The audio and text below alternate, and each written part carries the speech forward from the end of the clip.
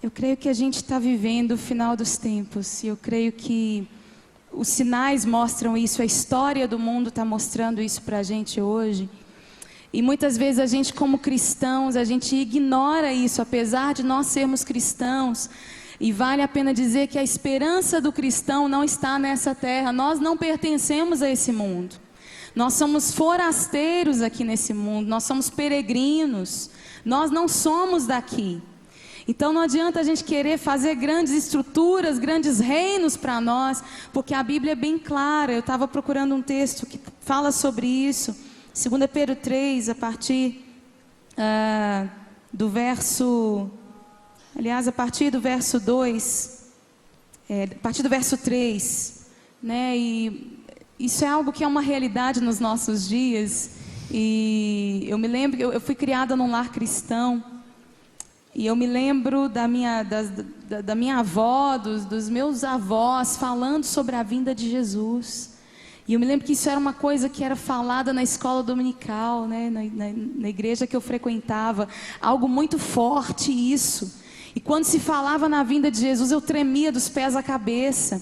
E, no entanto, o evangelho que se prega hoje, a ênfase que se dá hoje, é sobre um reino pessoal que deve ser construído na terra. É sobre bens que devem ser adquiridos nessa terra, coisas a serem adquiridas nessa terra, a serem feitas nessa terra. Ou seja, nós estamos sendo treinados para ficarmos plantados nessa terra, mas nós não somos daqui, né? E a Bíblia diz assim, lá em 2 Pedro, no capítulo 3, a partir do verso 3, diz assim: sabendo primeiro isso, que nos últimos dias virão escarnecedores, andando segundo as suas próprias concupiscências, e dizendo: onde está a promessa da sua vinda?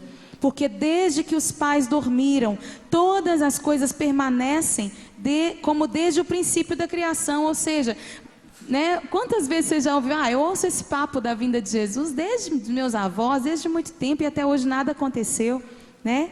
E a Bíblia diz assim, dizem: onde está a promessa da sua vinda? Cadê Jesus que não veio até hoje?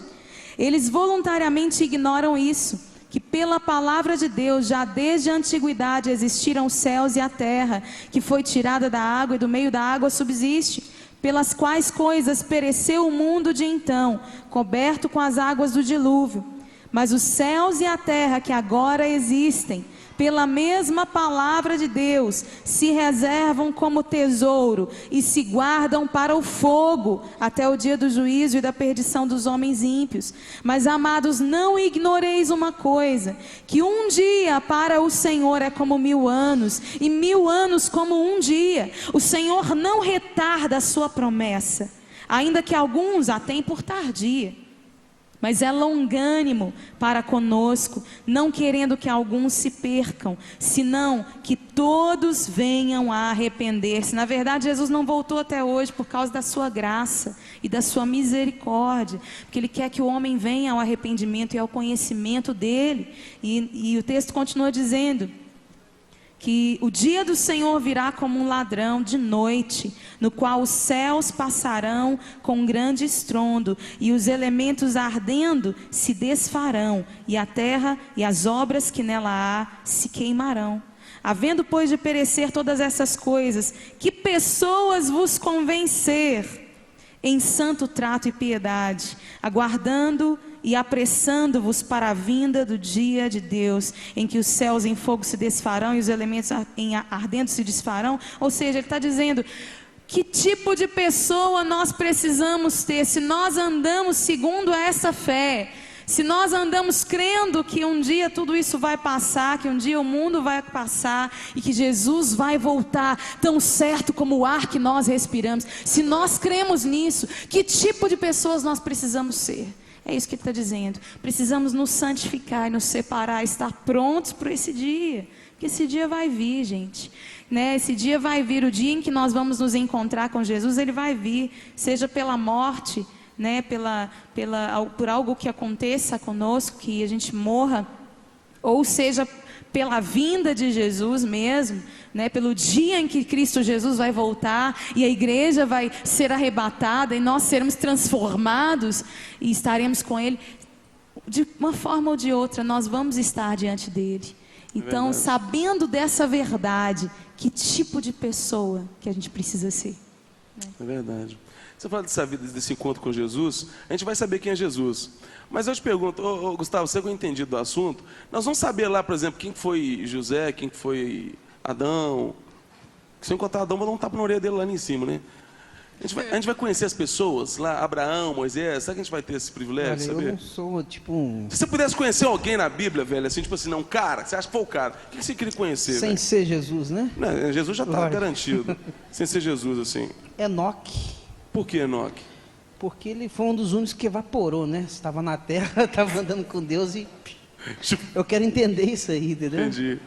Ô, Mateus, você queria encontrar com quem, assim, principalmente, assim, se fosse primeiro, depois de Jesus, é claro, aí beijou, abraçou, pô, velho, tem um cara que eu queria encontrar, assim, quem que você queria encontrar, assim? Talvez eu gostaria de encontrar Moisés, Moisés. realmente pelo desejo que ele tinha de ver a Deus, mesmo que ele morresse. E é tão interessante ver o coração de Moisés, que ele se comparou ao próprio Jesus, ele falou, Deus vai mandar um profeta que é semelhante a mim. Então eu acredito que ele devia ser um cara... Você, Nívia, quem que você queria encontrar, assim? Cara, acho que tem São tanta tantos, né, gente, velho? tem tantos, tanta assim. gente, cada um tem uma referência.